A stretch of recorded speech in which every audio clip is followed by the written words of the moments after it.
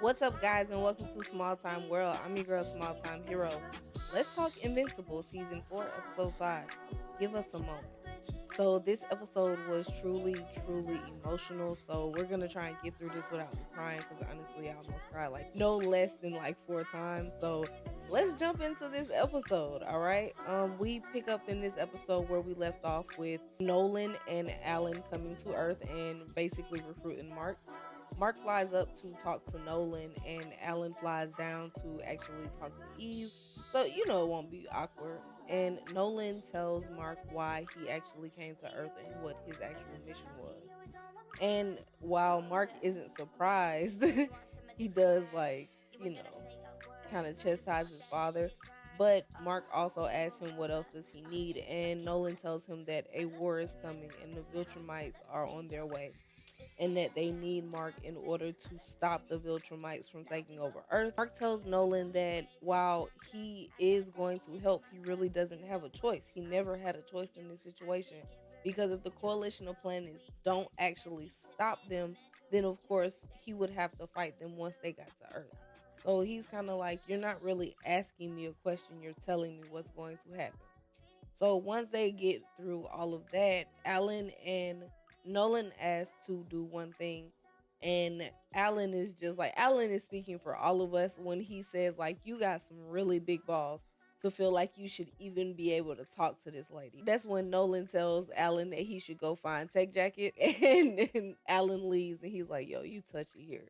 Like, I could have told you that in space and it would have been fine, but you here and you touchy, sir. Mark tell Nolan that basically the only reason why he wants to talk to Debbie is because he feels like, he wants to apologize, but truthfully it's just for selfish reasons. Like, there's really no reason for him to go see her and disrupt her life other than for his own personal reasons.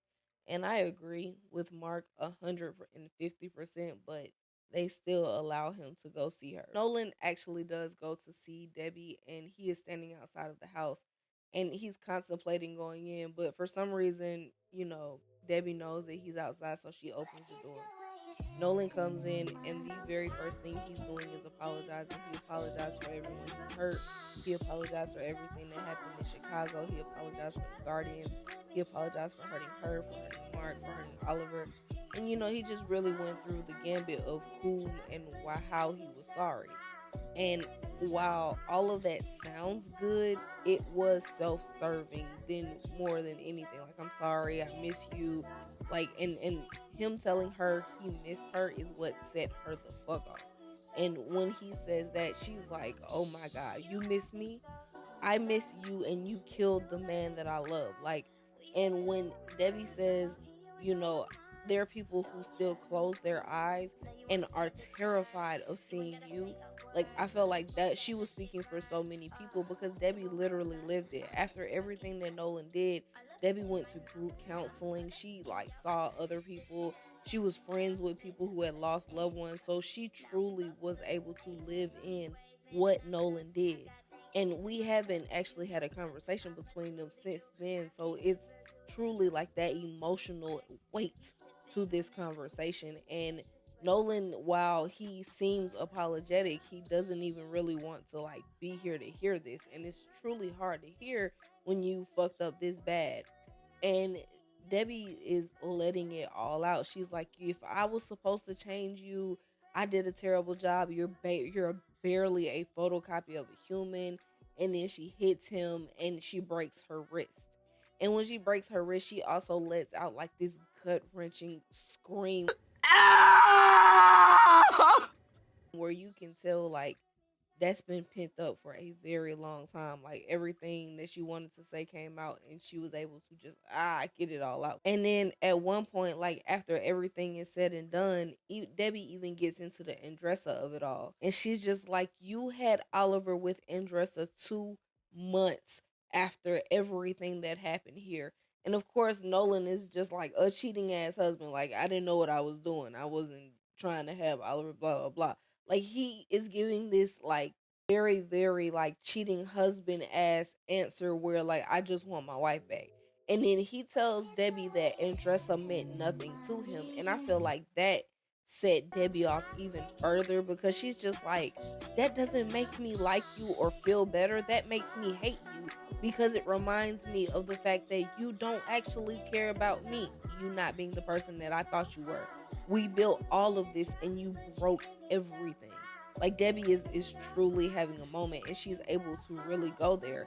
And like she just truly like lets into him. It's so cathartic for her to be able to do this because at the same time, like Debbie hasn't taken out her anger on anybody. She's tried to love. She's definitely tried to move on.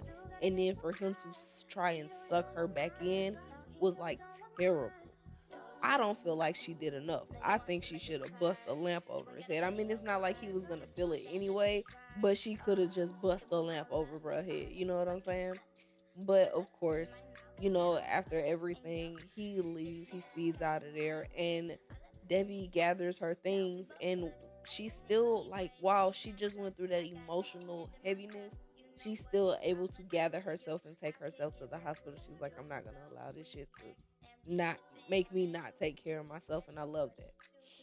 So we actually catch up with Alan, who does actually find Tech Jacket, but we see Tech Jacket in a fight with the Walking Dread.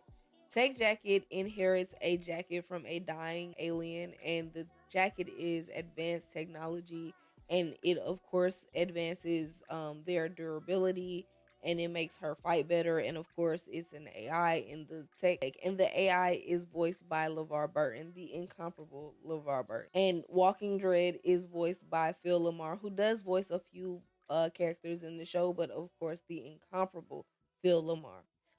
Yes, so they are fighting, and of course, Tech Jacket is able to get the upper hand of Walking Dread, and I think Tech Jacket is cool. But a lot of people have been like comparing Tech Jacket to Iron Man, which I felt like was like interesting because to me that screams Blue Beetle. Like even though the Scarab isn't technically armor, it's armor and like it's alien tech. So to me, I got Blue Beetle. But hey, to each his own, right? So Robert Kirkman did address specifically the swapping of Tech Jacket because in the comic Tech Jacket is of course a boy, and in the show Tech Jacket is a girl named Zoe. So Tech Jacket was gender swapped because in the comics, and if you would have animated it Tech Jacket and Mark look absolutely the same.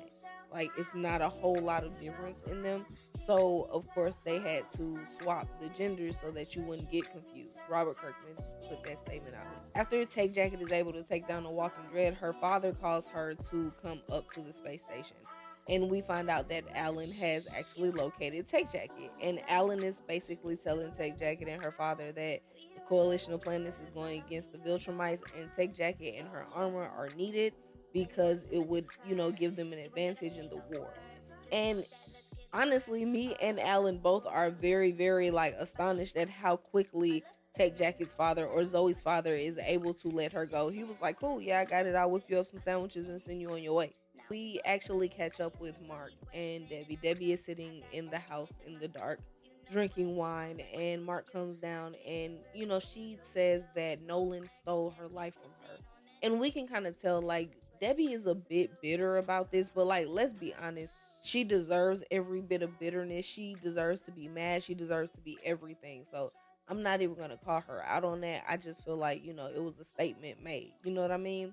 And so Debbie is like, and he's coming to steal you. It's like one of those moments where you're just like, you feel really bad for Debbie because she is really going through it. But at the same time, Mark is like, there for his mother. He also does not promise not to die because Oliver comes in before he's able to give her that promise, which I feel like is a big deal.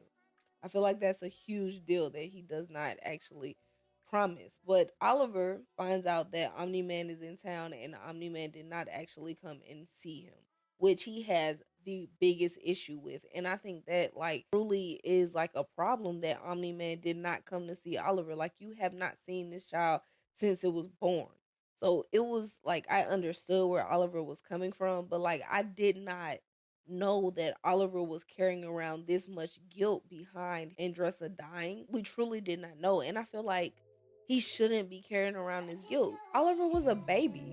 He had nothing to do with the things that happened. And honestly, maybe Oliver shouldn't know all that happens because now he's like feeling like he's the reason. And I hate that, But Oliver tells them he's going, he's helping, he is not staying. And so Debbie laments and she's like, cool, yeah, you can go. But you gotta do some homework, boy. Debbie actually talks to them and she tells them that yes, they can go. Take care of each other, take care of yourselves, take care of, everybody around you, get the job done. But also before you leave, I need something for you. And we get one of the greatest montages of like an animated series, I think. And it was super duper like heavy and emotional, but it wasn't a whole lot. It was just family dinner, but you get a grasp on the Graysons and you get to see them as a family, and I feel like that is so important in this show where it's just superheroes and fighting. But Debbie is like, no, before you leave, we have to make sure that we have a good family dinner. And we also see Paul and Eve there, which I feel like is important. There, everyone was there, and I love this scene. Like it was so emotionally like heavy. I loved it. I thought it was great. I thought it was like wonderfully done. It was just such a good scene. So yes, I loved it. And it's like one of two of the montages in this episode. And honestly, I love it. After we see the Graysons have their dinner with Paul and everything, we actually see Nolan show up to Art's workshop. And at first, we kind of like, oh shit, what's going on? But he like shows him the beer and they go to the roof and they're drinking and, catching up on old times. And this moment was probably I felt like was one of the most soul crushing moments for him because like your family is going to be mad at you, but your friends, sometimes your friends will explain away the bad shit that you do and still fuck with you. And I felt like he thought Art was gonna do. Art does actually mention Oliver to Nolan, and we find out that Nolan says that he doesn't want to mess up the kid like he does Mark. And in that moment, I kind of wanted Art to be like, "You didn't mess up Mark. Mark's a really good kid." And a lot of the pressure that you put on him made him, as great as he is. But like, you not going to see Oliver is going to do more damage. Like, I wanted Art to like shake him in that moment, but of course, Art actually does not do that. But Nolan asked about Paul, and I thought it was very interesting because Nolan's like, yeah. Paul, I know he used to work with Debbie, but he wasn't like this extraordinary, like standout guy. So, like, what's up with him? And Art kept it funky as fuck. He was like, he's a good dude. He treats your son. He treats both of your sons well. He take care of your wife. Your wife really like him. He ain't got no superpowers, but he take care of your fucking wife. And like in that moment, like Nolan is like, oh, okay. Like I don't know if he was looking for someone to shit talk Paul, because like if you was looking for that, it would have been Oliver, and you ain't gonna get that now. But like I don't know if like that's what he was hoping for, but Art kept it funky, and I love that. He was like, no, he's great. He loves your sons. He takes care of them. Where you been at, nigga? So Art actually tells Nolan that he doesn't know like what the space costumes are looking like, but that shit looks crazy on him. Which the shoulders out is like a different kind of look. The shoulders and the calves, man. Like why not? Like why can't it go all the way to the ankles? It stop at the calves and the shoulders, and I just feel like that's just a lot. But of course, Art is like, what you got on is crazy, and so Nolan like basically like, all right, I'm finna go, but when I get back, maybe you can fix this how you would like. And that's when Art like dropped the bomb on him. He like, I had to close your account. And Nolan like, what? Did I not pay? Did I not take care of something? And Art is like, no, it's not that you didn't pay. I only dress heroes. And like the look on, or the animated look on Nolan's face is like, oh my God, bro, why you go there? But like for real, I felt like Art had to do it. Like, and I know his heart was in his ass, man. Me and my friend was talking about it, like Art was like, like when Nolan finally leaves, he's like, oh my God, I told fucking Omni-Man no, and he didn't kill me. Like it was just one of those moments where he was like, oh my God, like this shit was crazy. But he did actually tell him no, and I felt like that was very, very big of Art. Cause Any other person would have been like, all right, man, what you need, shawty? You ain't finna kill me, bitch. Mark and Eve actually talk about the Guardians and talk about all of the changes that have happened within the Guardians. They also mention that Monster Girl and Robot are off on a different planet and they still don't know how they're going to get them back. So, they're having conversations about the things that have happened. And Eve also basically makes Mark promise not to die. And he does make this promise, which I hate. She also does not tell him that she's pregnant, and I don't know, like, is she gonna keep? If she's not gonna keep the baby, then cool. But if she's gonna keep the baby, I feel like she need to tell him, because that might make him fight harder. Like, that might keep him alive if he knows he has a child on the way. I just think, I could be wrong. I could be absolutely wrong, but I do feel like that would help him fight harder if he knows he has a kid on the way, right? So they go to sleep and she still doesn't tell him. And we wake up to the next morning. Mark and Oliver saying their last goodbyes. We see Debbie telling Mark and Oliver to take care of each other and to make sure that Oliver does his homework, which I feel like is such a mom thing to do. Also, we see Paul tell the boys to give him hell. And I feel like Paul is just so sweet. He cares about these boys. He better not be evil because he is so sweet and he cares about these boys. But of course, we see Paul tell them, to give them hell, and Debbie like, But of course, yes, please give them hell, okay? We also see Debbie kiss Oliver, and I just was like, that's some real mom shit. If I'm not gonna see my baby for months, I'm gonna get these kisses, So I thought that was a sweet moment between Debbie and Oliver. So Mark and Oliver get ready to leave after Mark kisses Eve, and he tells her he'll be back. We see Oliver ask Mark the same question that Mark asked Nolan back in season 2, like season 1, how do we breathe in space? And Mark tells Oliver the same thing that Nolan told Mark. That's the neat thing. We don't. So of course they head to space. Nolan is actually worried that they are not moving fast enough, which I feel like that made sense because of like the ending of this episode. He was kind of worried like they would try and ambush or something like that, and honestly he was right to be worried. But of course he also didn't have that great of a time on Earth, so I think part of that is like, I want to get the fuck away from here, because everybody and their mama acting like I didn't kill people and they telling me how they feel, and I'll kill these motherfuckers. Mark and Oliver approach the ship, and of course Nolan is like, why did you bring him?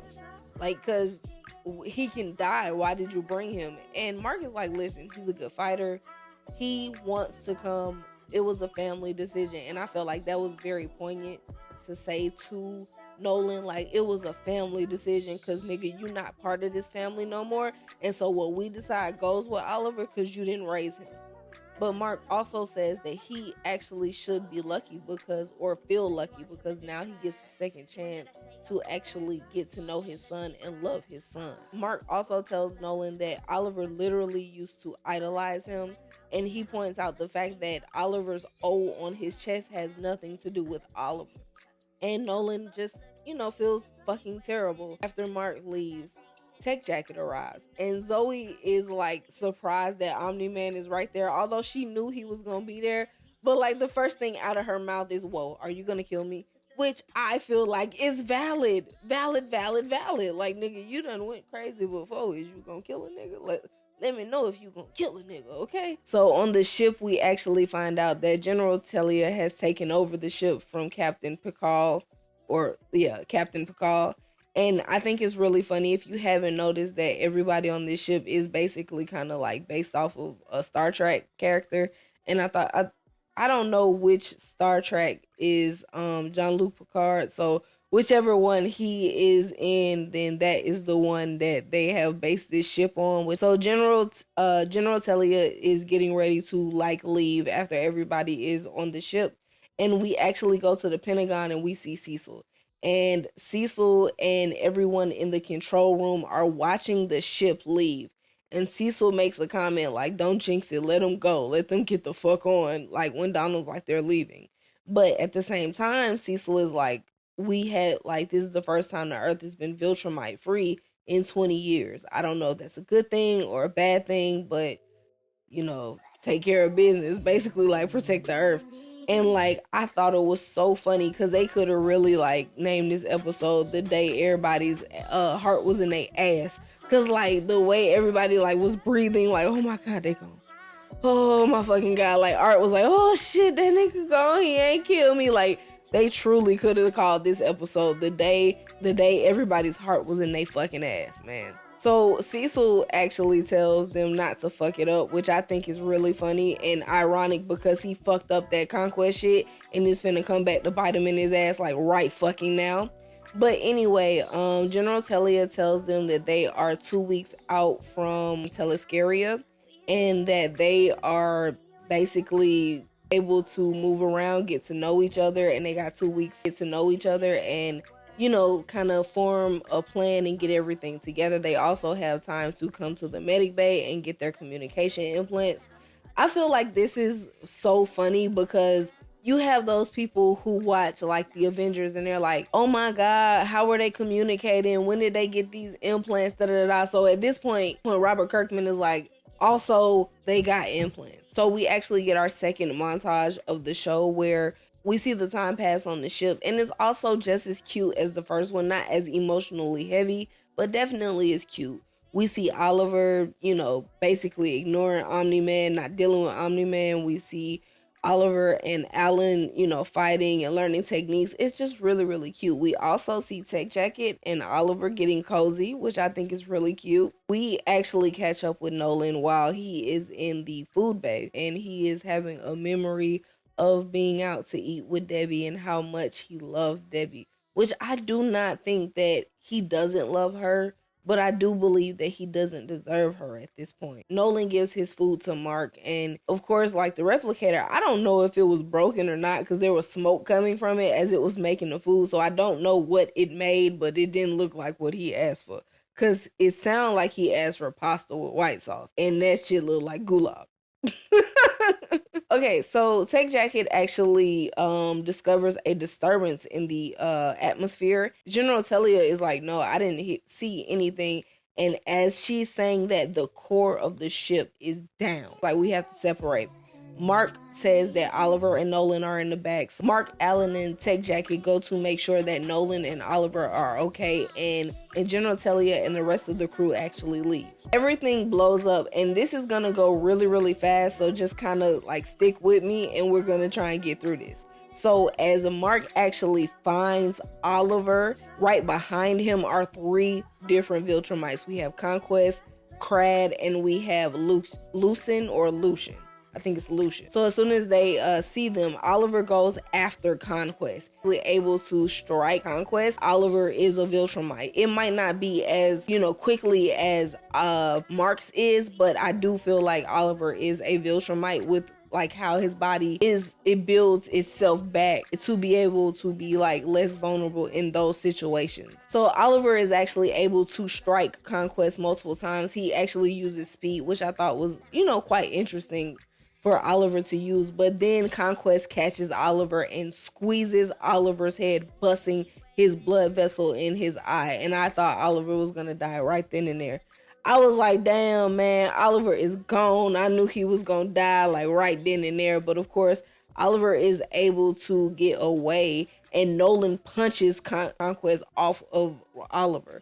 Thank God Nolan was there because Oliver was almost out of here. So Mark actually knocks Lucian back and is able to go and check on Oliver. And Tech Jacket and Alan are basically holding off Crad. Conquest and Nolan go at it. And Conquest is, of course, monologuing to Nolan. And Nolan is just like not here for that shit.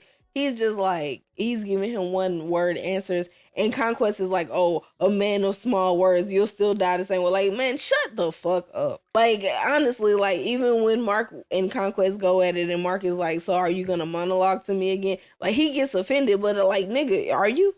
Cause like, that's your thing. Like, it was weird then and it was weird now, okay? Conquest does monologue at Nolan and he actually is able to headbutt Nolan. That's when Mark comes in and Mark punches Conquest. And he says that he killed him. Conquest actually says to Mark, come on now, you know that wasn't you. That was just your magical girlfriend. And he also says he can't wait to taste her blood again. And of course, that sets Mark the fuck off. Even though he's already like out here like fighting. He like, nah, fuck that shit. Mark goes at Conquest relentlessly for what he said about Eve, and Lucian actually goes after Oliver. Mark actually goes after Conquest relentlessly for what he said about Eve, and Oliver and Lucian are fighting. Lucian punches Oliver, and Crad is going against Alan and has stepped on Tech Jacket's head, which I felt like the Tech Jacket's armor is weird, but the way that the animation show like the jacket getting smushed made me hate that jacket. Like, cause it just looked so stupid then. So like I had a moment where I was just like, I hate this jacket. I do not like this jacket, man. Tech Jacket gets her head stepped on, and I think that makes me dislike this armor even more. Like, I was already kind of like, oh, it's weird, but when Krat steps on Tech Jacket's armor, I was just like, I hate this armor. It is so ugly.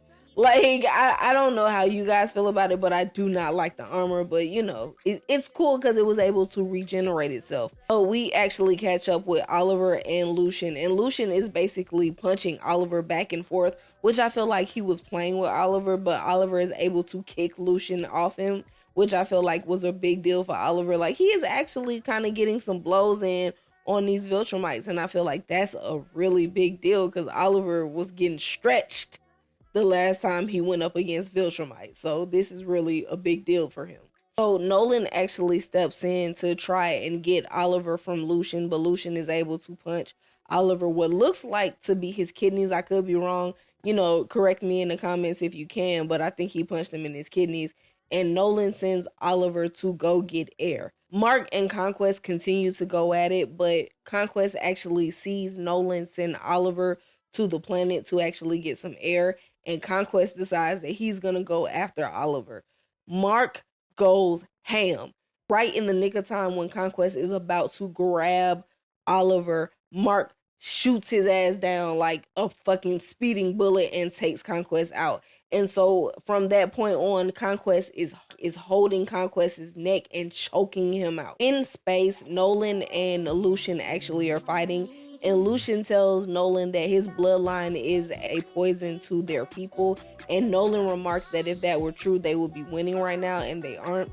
Which I thought was really interesting because if you read the comics, which I did not read the comics, but of course I went to go look up a lot of the characters. Lucian actually does have a stint where he comes to Earth and he is basically in the same position Nolan is. He falls in love. He doesn't want to procreate with more than one woman. He gets in trouble for not wanting to procreate with more than one woman. So it's really interesting that they give this line to Lucian, like, oh, your bloodline is, you know, basically terrible for us, but you go to Earth and do the same shit, my nigga. Nolan tells Alan and Zoe to go ahead and get to safety, and Zoe's like, we're in space. Where the fuck is safety? Which I feel like is the realest fucking like dialogue ever. Like, bro, we are in the middle of space and we just were attacked, ambushed, and we are out here with no ship. Where the fuck is safety? So Zoe has an idea and she tells Alan to basically follow her. And Zoe and Alan pull an Empire Strikes Back where they hide on the blind side of the Viltrumite ship so that they cannot be discovered by the Viltrumites. But they do understand that if this ship goes back to Viltrum, they are fucked.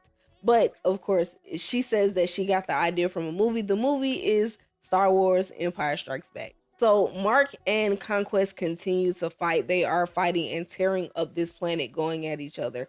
And the whole time they're actually fighting, Conquest is like taking Mark through mountains and stone and beating him to the ground. Mark has not let go of Conquest's neck. He is still choking him. And he's still actually putting pressure and actually doing something, which is absolutely crazy. Because like Conquest is taking him through the ringer and he's able to keep applying pressure to this man's neck, so much so that this man turns purple.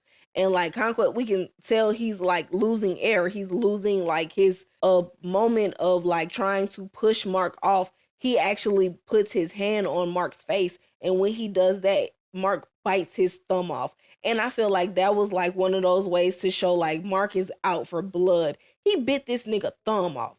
Like, I was so like, oh my fucking God, this is so gruesome. This is crazy.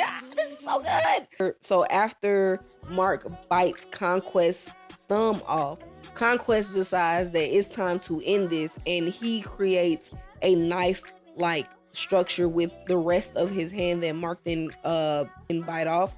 And this is actually called a Viltrum slice, and it's a move that is used, like we've seen it a lot, but it's a move that's usually used to end a fight or to get a fight over with quickly. And it is a move that is used by Viltrums on each other. Like, it's something that they do to each other because they have a soft underbelly, and it opens up the organs in order to kill someone. And so we actually see Conquest pull back, and he's able to Viltrum slice Mark. And Mark is in complete pain, but what he does not do is let go of this man's neck. So Conquest is turning fucking purpler and purpler, like he's the color of my background at this point. And Mark is still holding his neck. And then Conquest reaches up and starts to play and pull out his organs. And like, this is something that like is normal for Viltrums. We have not seen it, but this is normal for Viltrums to do the Viltrum slice because it exposes your organs, and basically like they can pull them out. And that's what Conquest is doing. But as like, he's like, it's a good like 30 seconds of this man pulling out his organs and playing with them, which I felt like was so violent, and it felt like a violation of Mark's body. Like, these villains be fucking Mark up. Like, they be violating the shit out of him. So Conquest finally dies. Like, he turns purple and his eyes roll into the back of his head. And we see like Nolan and Oliver find Mark, and Mark is fucked up, and the only thing he can say is help. But if you look right beside Mark, is Conquest still holding his organs. I was like, oh my God, this shit is so crazy. It was so good, but it was so crazy. After Nolan and Oliver find Mark and we see Mark is fucked up, we actually catch up with General Telia, and she is talking to Thaddeus. And Thaddeus tells her that she did the right thing and that it's time for her to come back to Telescaria. And that, don't worry about that. You did the right thing, but right now it's time for us to be at war. Which I feel like, I guess that's just a Viltrum way of saying we're going to war, but yes. And then we actually see Lucian and Craig looking for Alan and Zoe, and we actually see them sitting in her tech jacket suit, which created like a ship situation, which is so cool and so convenient. But it created like a ship situation. They're both in it. And of course, Alan is complaining about his back because it's built for a girl. It's not like super huge, as she says, a 400-pound alien. But they are actually still hiding in plain sight, and they actually acknowledge that if they do go to Viltrum, they are fucked. And that is where the episode ends. Honestly, guys, this episode was so good. It was so much action. It was crazy. That fight at the end was crazy. I didn't think we were actually going to get into the fight until like maybe the next episode, but the way we jumped in after all of this emotional weight, oh, Robert Kirkman, good job. Because like, this episode was crazy. It was like a roller coaster of like, oh my God, is he gonna die? Oh my God, slap him, beat him up. Like, it was just so good. You guys, I still am on the road to 500. So if you can, like, share, subscribe to my channel, share this episode, like this episode, comment on this episode, give it to a friend, send it to a friend. Yeah, and write me on social media at smalltimehero _ between the time and the hero. And yeah, guys, let's talk about it. I love the fact that you guys are interacting with my shows. I love that you guys are interacting with my episodes. So I am really, really excited to bring you guys more episodes. So please, please, please, like, share, subscribe. Tell me what you want to see. Tell me what you're watching, so maybe we can watch the same things and I can cover it too. But yeah, and let me know if I missed anything in this episode that you would like for me to cover. If you want me to do more missable details and things like that, we can discuss those things. So once again, like, share, subscribe. All right, guys.